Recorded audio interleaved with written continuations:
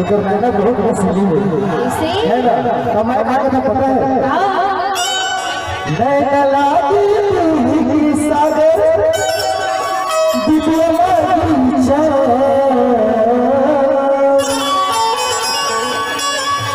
नैना लागी की सागर दिव्य बगीचा ऐसा रसिया में का पता है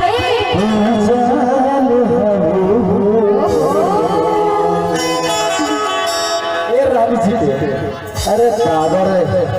सारा बेटा मर जब ऐसे लागत का मर जाना तो जाना भगवान मर जान अभी कच्चू नहीं देखे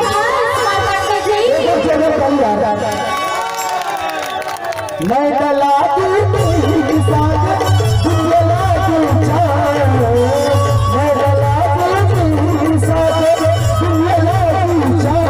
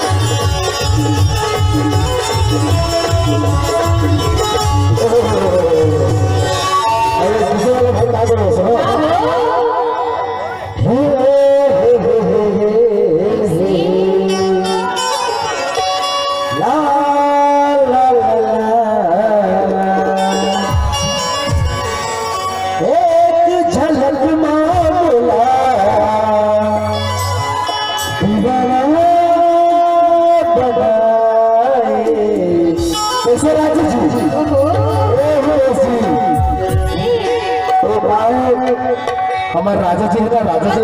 नहीं गलत है सुनत नहीं का वो तो बहुत लजावत है हम लते थे और हमारे पेपर जी है बैठे हुए बहुत लजावत है अच्छा सुना का होते माया हो गिरे तोर संग सही बात माया हो सही बात क्या बात है